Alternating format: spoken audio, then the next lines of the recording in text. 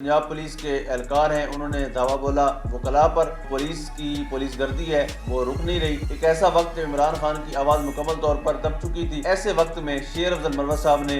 جو ہے وہ کمان سنبھالی۔ یہ افسوسناک عمل ہے پاکستان تحریک انصاف کی سیکنڈ لائن قیادت کے لیے اگر وہ ایسے بندے کو ضائع کرتی ہے۔ بڑی اگریشن میں نظر آئی ہے پاکستان تحریک انصاف کی قیادت۔ اب دیکھتے ہیں کہ یہ اونٹ کس کروٹ بیٹھتا ہے اور سال 9 مئی کس کے گلے میں لٹکتا ہے۔ بسم اللہ الرحمن الرحیم، السلام علیکم، میں ہوں گلفام چودھری، آپ دیکھ رہے ہیں IRK نیوز۔ پاکستان میں ہونے والی کچھ عام ترین ڈیولپمنٹ آپ کے سامنے رکھنی ہے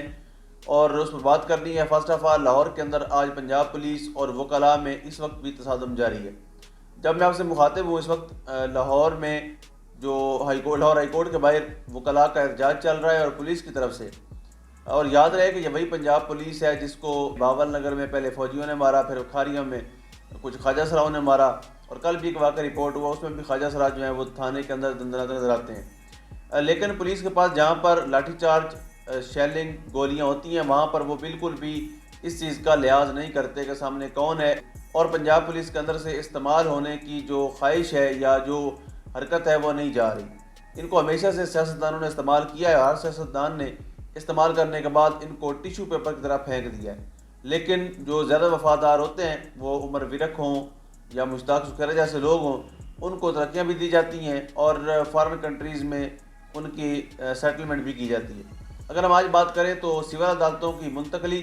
اور وکلاء پر دہشت گردی کے جو مقدمات ہو رہے ہیں اس پر احتجاج کیا گیا تھا، جس پر جو پنجاب پولیس کے اہلکار ہیں انہوں نے دعویٰ بولا وکلاء پر اور ان کو ہائی کورٹ کے اندر جانے سے بھی منع کیا،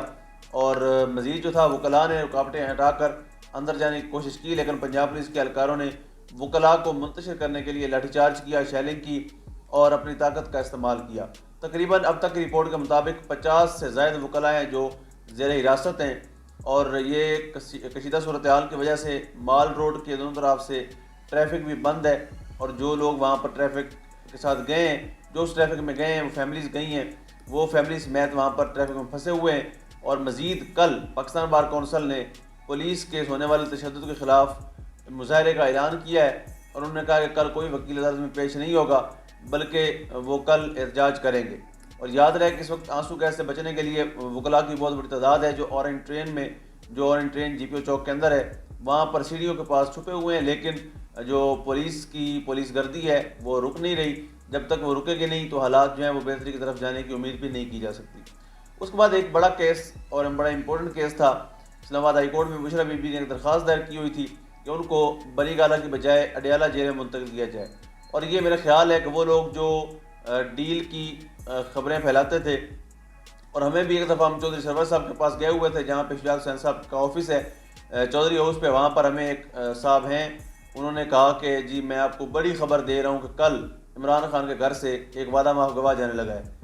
تو ہم ہنس پڑے تھے، اور وہ یقینی طور پر خبر غلط تھی کیونکہ ہمارے سورس نے ایسا کوئی کلیم نہیں کیا تھا،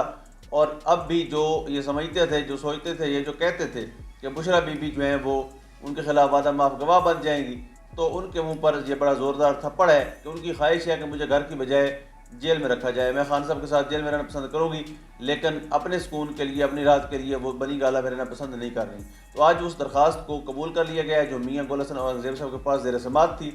اور انہوں نے یہ حکم دیا ہے کہ بشرا بی بی کو بنی گالہ سے اڈیالہ جیل منتقل کیا جائے۔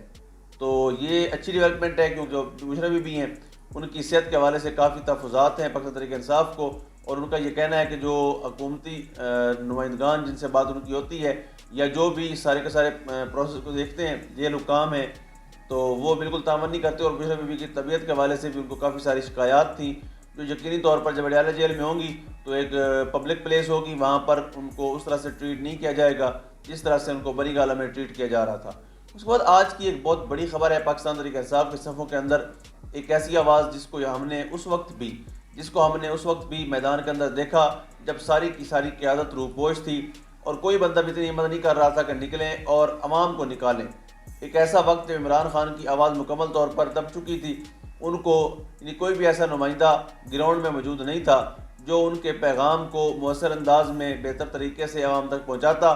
ایسے وقت میں شیر افضل مروت صاحب نے جو ہے وہ کمان سنبھالی، اور بڑے بہترین انداز میں انہوں نے خیبر پختونخوا ہو، کراچی ہو، پنجاب میں بھی وہ آئے،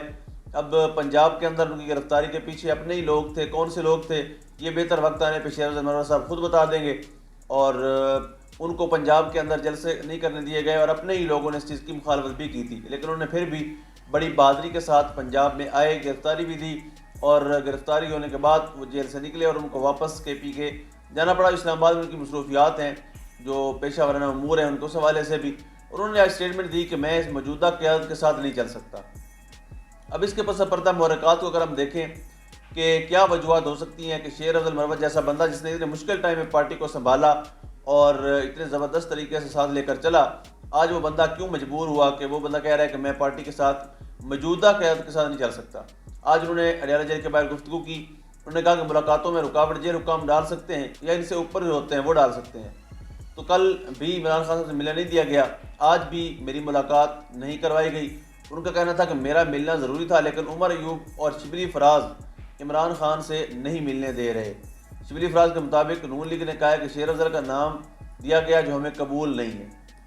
اب سوچنے کی بات یہ ہے کہ نون لیگ کو شیخ افضل مروت سے کیا تکلیف ہو سکتی ہے اور بہتر سمجھ سکتے ہیں, لیکن اپنی پارٹی اس بندے کو کیوں زچ کرنے پہ لگی ہوئی ہے یا کیوں اس کو بار بار نیچے دباتی ہے یا اس کو مین فرنٹ پہ کھیلنے نہیں دیتی, اس کی وجوہات تو شاید پارٹی والے بہتر بتا سکتے ہیں. لیکن ایک ایسے بندے کو, ایسے ٹیلنٹڈ بندے کو, ایسے دلیر بندے کو, سب سے بڑھ کے اس مشکل ٹائم میں پاکستان تحریک انصاف کو ایک دلیر بندے کی ضرورت تھی اور ہے. یعنی ہم نے دیکھا کہ مراد سعید بڑے واضح طریقے سے پیغام دیتے ہوتے تھے اپنی پارٹی کا, ان کے بعد ہم نے دیکھا کہ شیخ افضل مروت صاحب بھی بڑے واضح الفاظ میں پیغام دیتے ہیں. تو ایسی آوازوں کو دبانا, اور شیخ افضل نے مزید کہا کہ انہیں بتایا گیا کہ جو سعودی سفیر کے اعتراض کی بنیاد پر chairman PSC public account committee کی نامزدگی ختم کر کے بھی میری تذلیل کی گئی. اب اس عہدے میں مجھے مزید دلچسپی نہیں ہے. اور انہوں نے مزید کہا کہ مجھے پولیٹیکل کمیٹی کا ممبر بنایا گیا, مجھے تو الیکشن لڑنے کا بھی کوئی شوق نہیں تھا, صرف خان صاحب کے کہنے پر میں نے الیکشن لڑا اور انہی کے حکم پر ہی اس سارے پروسیس کا حصہ ہوں. تو یہ کہنا تھا مروت صاحب کا. یقینی طور پر یہ افسوسناک عمل ہے پاکستان تحریک انصاف کی سیکنڈ لائن قیادت کے لیے اگر وہ ایسے بندے کو ضائع کرتی ہیں. آخر میں بات کر لیں کہ کل DGISPR نے ایک بہت اہم پریس کانفرنس کی تھی اور انہوں نے کچھ غیر سیاسی باتیں کی تھیں جو ان کے مطابق غیر سیاسی ہیں, لیکن ان کے امور ضروریہ میں سب سے ٹاپ پہ اگر کوئی چیز آتی ہے تو وہ سیاست میں مداخلت آتی ہے. اگر ہم پچھلے 2-4 سال کی بات کر لیں, خاص طور پر پچھلے 2.5 سال جب سے خان صاحب کی حکومت کو چلتا کیا گیا, تب سے اب تک ہم دیکھتے ہیں کہ وہ ادارہ پاکستان میں جس کا سیاست سے کوئی بھی تعلق نہیں ہے وہی ہمیں سیاسی میدان میں سب سے زیادہ ایکٹیو نظر آتا ہے. اتنی فکر شاید نواز شریف صاحب کو اپنے وزیر اعظم بننے کی نہیں ہوتی, یا اتنی فکر شاید زرداری صاحب کو اپنے صدر بننے کی نہیں ہوتی جتنی اس ادارے کو ان کو وزیر اعظم اور صدر بنانے کی ہوتی ہے. برصورت یہ شیروانیاں بدلتی رہتی ہیں, پہننے والے بھی بدلتے رہتے ہیں, ان کی پسند ناپسند بھی بدلتی رہتی ہے, تو جس کا ان کو دل کرتا ہے وہ بٹھا دیتے ہیں, جس کو دل کرتا ہے وہ نکال دیتے ہیں. اور انہوں نے اسٹیٹمنٹ دی تھی کہ ہم سے معافی مانگیں, صدق دل سے معافی مانگیں 9 مئی والے اور آگے بڑھیں. تو اس پر اسد قیصر صاحب نے بڑا مزے کا بیان دیا, آپ کے سامنے رکھتا ہوں. انہوں نے کہا کہ ہم اللہ سے معافی مانگتے ہیں, باقی ہم اپنے باپ سے بھی معافی نہیں مانگتے, ان سے کیا مانگیں گے. تو ہم نے کل دیکھا ہے کہ بڑی اگریسو ریئیکشن دیا ہے پاکستان تحریک انصاف نے, اور بڑی اگریشن میں نظر آئی ہے پاکستان تحریک انصاف کی قیادت. بڑا واضح طور پر انہوں نے اس چیز کا جواب بھی دیا ہے, اور ایک چیز کو کوٹ کر کے انہوں نے چیز کو جو ہے وہ مینشن کر کے انہوں نے جواب دیا ہے. دوسری جانب اگر ہم بات کر لیں مسٹر گوہر صاحب, انہوں نے کہا تھا کہ ہم جوڈیشل کمیشن بنانے کے لیے راضی ہیں, آپ بنائیں, اس میں کوئی مسئلہ نہیں ہے. جو اصل ذمہ دار ہیں ان کو واضح طور پر سامنے آنا چاہیے اور پوری قوم کے سامنے ان کو بے نقاب بھی ہونا چاہیے. اب دیکھتے ہیں کہ یہ اونٹ کس کروڑ بیٹھتا ہے اور سانحہ 9 مئی کس کے گلے میں لٹکتا ہے. یہاں ویسے پاکستان میں سانحات روزانہ ہو رہے ہیں, دیکھتے ہیں کس کس سانحے پر جوڈیشل انکوائری بنتی ہے اور کس کس پر مجرموں کو سزا دی جاتی ہے. اللہ پاک وطن عزیز کا حامی و ناصر ہو. پاکستان زندہ باد.